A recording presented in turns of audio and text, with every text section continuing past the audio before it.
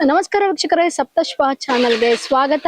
ನಾನು ಚಂದ್ರಿಕಾ. ಕೊಲ್ಲಿ ರಾಷ್ಟ್ರಗಳಲ್ಲಿ ಯುದ್ಧದ ಪರಿಣಾಮವಾಗಿ ಭಾರತಕ್ಕೆ ಒಂದು ದೊಡ್ಡ ಆಘಾತವೇ ಉಂಟಾಗಿರುವಂತದ್ದು ಪ್ರತಿಯೊಬ್ಬರಿಗೂ ಗೊತ್ತಾಗಿದೆ. ಇದರಿಂದ ಒಂದು ತೈಲದ ಬೆಲೆ ಆಗಿರ್ಬೋದು, ರಸಗೊಬ್ಬರದ ಬೆಲೆ ಆಗಿರ್ಬೋದು, ಕಚ್ಚಾ ವಸ್ತುಗಳ ಬೆಲೆ ಹೆಚ್ಚಾಗ್ತಾ ಇರುವಂತದ್ದು. ಇದರಿಂದ ಭಾರತಕ್ಕೆ ಜನಸಾಮಾನ್ಯರಿಗೆ ಹೊಡ್ತಾ ಬೀಳ್ತಾ ಇದೆ. ಈಗ ಒಂದು ಸಿಲಿಂಡರ್ ಸಮಸ್ಯೆ ಕೂಡ ಒಂದು ಏರುಗತಿಯಲ್ಲಿ ಸಾಕ್ತಾ ಇರುವಂತದ್ದು. ಒಂದು ಕಮರ್ಷಿಯಲ್ ಸಿಲಿಂಡರ್ ಕಡೆ ಒಂದು ಪ್ರಾಬ್ಲಮ್ ಆದ್ರೆ, ಡೊಮೆಸ್ಟಿಕ್ ಸಿಲಿಂಡರ್ ಇನ್ನೊಂದು ಕಡೆ ಪ್ರಾಬ್ಲಮ್ ಆಗ್ತಾ ಇರುವಂತದ್ದು.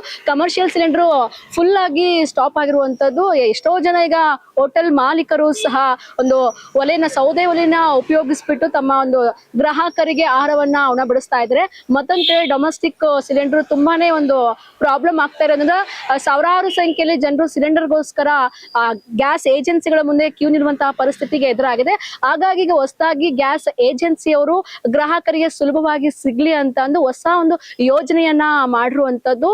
ಹೌದು, ಏನಪ್ಪಾ ಅಂತ ಅಂದ್ರೆ ಅಡ್ಗೆ ಮಾಡುವಂತಹ ಸಮಯದಲ್ಲಿ ಗ್ಯಾಸ್ ಏನಾದ್ರು ಖಾಲಿ ಆಯ್ತು ಅಂತ ಅಂದ್ರೆ ಏನ್ ಮಾಡ್ತೀವಿ, ತಕ್ಷಣಕ್ಕೆ ನಾವು ಒಂದು ಗ್ಯಾಸ್ ಬುಕ್ ಮಾಡುವಂತಹ ಒಂದು ಪ್ರತಿಯೊಬ್ರು ಮನೆಯಲ್ಲಿ ಗ್ಯಾಸ್ ಖಾಲಿ ಆದ ತಕ್ಷಣ ಗ್ಯಾಸ್ ಬುಕ್ ಮಾಡುವಂತ ಒಂದು ಕೈ ಎತ್ಕೊಳ್ತೀವಿ. ಒಂದು ಮೊಬೈಲ್ ತಗೊಂಡ್ಬಿಟ್ಟು ಓಕೆ ಯಾವಾಗಾದ್ರೂ ಆಗ್ಲಿ ಬುಕ್ ಮಾಡ್ಬೇಕು ಅಂತಂದು ನಾವು ಹೋಗ್ತೀವಿ. ಆದ್ರೆ ಯಾವಾಗ ಬೇಕೋ ಅವಾಗ ಸಿಲಿಂಡರ್ ಬುಕ್ ಮಾಡುವಂತದ್ದು ಈಗ ಗ್ಯಾಸ್ ಏಜೆನ್ಸಿಯವರು ಹೊಸದಾಗಿ ಒಂದು ಯೋಜನೆಯನ್ನ ಮಾಡಿರುವಂತದ್ದು. ಸುಮಾರು ಯಾವಾಗ್ಲೂ 24/7 ಅನ್ನೋ ತರ ಯಾವಾಗ ಎನಿ ಟೈಮ್ ಆಗಿ ಒಂದು ಗ್ಯಾಸ್ ಬುಕ್ ಮಾಡುವಂತ ಒಂದು ಪರಿಸ್ಥಿತಿ ಇತ್ತು. ಈಗ ಅದನ್ನ ಪರಿಗಣಿಸ್ಬಿಟ್ಟು ಕೇವಲ ಬೆಳಗ್ಗೆ 5 ಗಂಟೆಯಿಂದ 7 ಗಂಟೆವರೆಗೂ ಮಾತ್ರ ಸಿಲಿಂಡರ್ ಬುಕ್ ಮಾಡುವಂತದ್ದು ಹೊಸದಾಗಿ ಗ್ಯಾಸ್ ಏಜೆನ್ಸಿಯವರು ಈ ಒಂದು ನಿಯಮನ ತಗೊಂಡ್ಬಂದಿದ್ದಾರೆ. ಮತ್ತೆ ಮಧ್ಯರಾತ್ರಿ 8 ಗಂಟೆಯಿಂದ 12 ಗಂಟೆವರೆಗೂ ನೀವು ಗ್ಯಾಸ್ ಏಜೆನ್ಸಿಗೆ ಒಂದು ಗ್ಯಾಸ್ ಬುಕ್ ಮಾಡುವಂತದ್ದು ಒಂದು ಪ್ರಗತಿನ ತಗೊಂಡ್ಬಂದಿರುವಂತದ್ದು. ಇನ್ನು ಈಗ ಗ್ಯಾಸ್ ಏಜೆನ್ಸಿಯವರು ಹೊಸ ನಿಯಮಗಳ ಜಾರಿಗೆ ತಂದಿರೋದು. ಈ ಬುಕ್ಕಿಂಗ್ ರಿಜೆಕ್ಟ್ ಆಗೋ ಸಾಧ್ಯತೆ ಕೂಡ ಇರುವಂತದ್ದು. ಯಾವಾಗ ಬೇಕು ಅವಾಗ ನೀವೇನಾದ್ರೂ ಬುಕ್ಕಿಂಗ್ ಮಾಡ್ತೀನಿ ಅಂತ ಹೋದ್ರೆ ಅವಾಗ ಬುಕ್ಕಿಂಗ್ ಆಗೋದಿಲ್ಲ, ಅದು ರಿಜೆಕ್ಟ್ ಆಗುವಂತ ಎಲ್ಲ ಲಕ್ಷಣಗಳು ಕಾಣ್ತಾ ಇದೆ. ಈಗ ಗ್ಯಾಸ್ ಏಜೆನ್ಸಿಯವರು ಯಾವ ಒಂದು ಸಮಯಕ್ಕೆ ನಿಮಗೆ ಕೊಟ್ಟಿರ್ತಾರೋ 5 ಗಂಟೆಯಿಂದ 7 ಗಂಟೆವರೆಗೂ, ರಾತ್ರಿ 8 ಗಂಟೆಯಿಂದ ಮಧ್ಯರಾತ್ರಿ 12 ಗಂಟೆವರೆಗೂ ನಿಮಗೆ ಒಂದು ಬುಕ್ ಮಾಡುವಂತ ಅವಕಾಶ ಇರುತ್ತೆ. ಆ ಟೈಮಲ್ಲಿ ನೀವು ಬುಕ್ ಮಾಡ್ಬೇಕಾಗುತ್ತೆ. ಅದಕ್ಕಿಂತ ಅದನ್ನು ಹೊರತುಪಡಿಸಿ ನೀವು ನಿಮಗೆ ಇಷ್ಟ ಬಂದ ಸಮಯದಲ್ಲಿ ನೀವೇನಾದ್ರೂ ಬುಕ್ ಮಾಡ್ತೀರಿ ಅಂತ ಹೋದ್ರೆ ಯಾವುದೇ ಕಾರಣಕ್ಕೂ ಗ್ಯಾಸ್ ಬುಕ್ ಆಗೋದಿಲ್ಲ. ಅಲ್ಲೇ ನಿಮಗೆ ಒಂದು ಏನೋ ಬುಕ್ ಆಗ್ಬೇಕು ಅಂತ ನೀವು ಆತಂಕದಲ್ಲಿ ಇರ್ತೀರಾ. ಯಾವಾಗ ಬೇಕೋ ಅವಾಗ ಬುಕ್ ಮಾಡ್ಬೇಕು, ಬುಕ್ ಆಗ್ತಾ ಇಲ್ಲ ಅಂತಂದು ನೀವು ಕೂಡ ಟೆನ್ಷನ್ ಆಗ್ತೀರಾ. ಬಟ್ ಯಾವಾಗ ಬೇಕೋ ಅವಾಗ ಬುಕ್ ಮಾಡಕ್ ಹೋದ್ರೆ ಸಾಧ್ಯನೇ ಆಗೋದಿಲ್ಲ. ಕರೆಕ್ಟ್ ಕೊಟ್ಟಿರುವಂತ ಸಮಯಕ್ಕೆ ಹೊರತುಪಡಿಸಿ ನೀವು ಬೇರೆ ಸಮಯದಲ್ಲಿ ಮಾಡಿದ್ರೆ ಒಂದು ಗ್ಯಾಸ್ ಬುಕ್ ಆಗೋದಿಲ್ಲ ಅಂತ ಕೂಡ ಹೇಳ್ತಾ ಇದ್ದಾರೆ.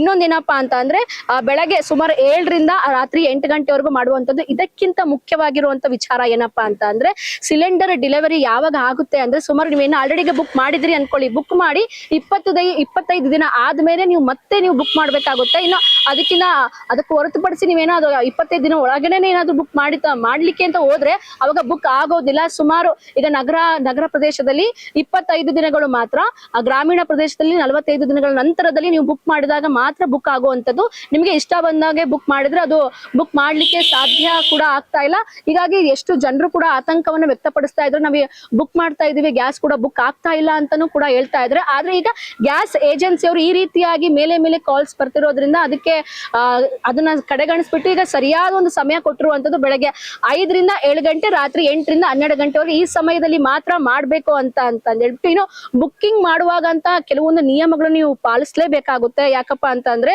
ಇನ್ನು ಬುಕ್ಕಿಂಗ್ ಮಾಡುವ ವಿಧಾನಗಳ ಬಗ್ಗೆ ಹೇಳೋದಾದ್ರೆ, ಎಷ್ಟೋ ಜನ ಹತ್ರ ಸ್ಮಾರ್ಟ್ ಫೋನ್ ಇರುತ್ತೆ, ಇನ್ನೊಂದಿಷ್ಟು ಜನ ಹತ್ರ ಸ್ಮಾರ್ಟ್ ಫೋನ್ ಇರೋದಿಲ್ಲ.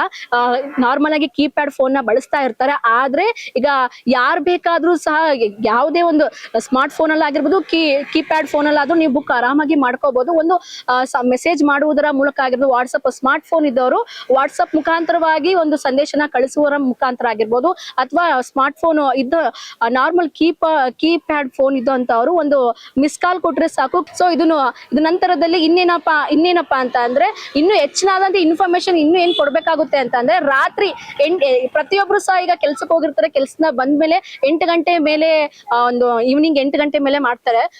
ಎಲ್ಲರೂ ಸಹ ಗ್ಯಾಸ್ ಇಲ್ಲ ಅಂತ 8 ಗಂಟೆ ಮೇಲೆ ಮಾಡ್ತಾರೆ. ಇದರಿಂದ ಏನಾಗುತ್ತೆ ಅಂತ ಅಂದ್ರೆ ಯಾವಾಗ್ಲೂ ತುಂಬಾ ಸರ್ವರ್ ಬಿಸಿ ಆಗುವಂತಹ ಲಕ್ಷಣಗಳು ಕಾಣ್ತವೆ. ಹಾಗಾಗಿ ಬೆಳಗ್ಗೆ ಮಾಡೋದು ತುಂಬಾನೇ ಒಳ್ಳೆದು. ಒಂದು 5 ಗಂಟೆಯಿಂದ 7 ಗಂಟೆಗೆ ಮಾಡಿದ್ರೆ ಬೇಗ ಯಾರಿಗೂ ಸಹ ತೊಂದರೆ ಆಗೋದಿಲ್ಲ, ಯಾರು ಸಹ ಆತಂಕ ವ್ಯಕ್ತಪಡಿಸುವಂತ ರೀತಿನೇ ಇರೋದಿಲ್ಲ. ಎಲ್ಲರೂ ಕೆಲ್ಸಕ್ಕೆ ಹೋಗಿ ಬಂದಿರ್ತಾರೆ, ಅವರು ಸುಮಾರು 8 ಗಂಟೆಯಿಂದ 12 ಗಂಟೆ ಮೇಲೆ ಪ್ರತಿಯೊಬ್ರು ಮಾಡ್ತಾ ಇರುವಾಗ ಗ್ಯಾಸ್ ಬುಕ್ ಆಗೋದಿಲ್ಲ, ಅವಾಗ ಟೆನ್ಷನ್ ಆಗುತ್ತೆ. ಹಾಗಾಗಿ ನೀವು ಬೆಳಗ್ಗೆ 5 ಗಂಟೆಯಿಂದ 7 ಗಂಟೆ ಮಾಡಿದ್ರೆ ತುಂಬಾ ಈಸಿಯಾಗಿ ಬೇಗನೆ ಗ್ಯಾಸ್ ಬುಕ್ ಆಗ್ತದೆ, ಮತ್ತೆ ನಿಮ್ಗೆ ಗ್ಯಾಸ್ ಕೂಡ ಸಿಗುತ್ತೆ ಅಂತ ಕೂಡ ಹೇಳ್ಬೋದು. ಇನ್ನೊಂದು ವಿಚಾರ ಏನ್ ಹೇಳ್ಬೇಕಪ್ಪ ಅಂದ್ರೆ ನಿಮ್ಮ ಮೊಬೈಲ್ ನಂಬರ್ ಕೂಡ ಏಜೆನ್ಸಿಗೆ, ಗ್ಯಾಸ್ ಏಜೆನ್ಸಿಗೆ ಲಿಂಕ್ ಆಗಿರ್ಬೇಕು. ಇಲ್ಲ ಅಂದ್ರೆ ಬೇರೆ ಯಾವ್ದೋ ಒಂದು ಫೋನ್ ತಗೊಂಡು ನಿಮಗೆ ಗ್ಯಾಸ್ ಖಾಲಿ ಆಗಿದೆ ಅಂತಂದು ಏನೋ ಬುಕ್ ಮಾಡ್ಲಿಕ್ಕೆ ಹೋಗ್ತೀನಿ ಅಂತಂದ್ರೆ ಅವಾಗ ಬುಕ್ ಆಗೋದಿಲ್ಲ. ಅದ್ರ ಜೊತೆಗೆ ಬ್ಯಾಂಕ್ ಆಗಿರ್ಬೋದು ಮತ್ತೆ ಆಧಾರ್ ಕಾರ್ಡ್ ಕೂಡ ಸರಿಯಾಗಿ ಅಪ್ಡೇಟ್ ಮಾಡಿಸಿದಾಗ ನಿಮ್ಗೆ ಗ್ಯಾಸ್ ಬುಕ್ ಆಗುವಂತ ಎಲ್ಲಾ ಲಕ್ಷಣಗಳು ಕಾಣಿಸುತ್ತೆ.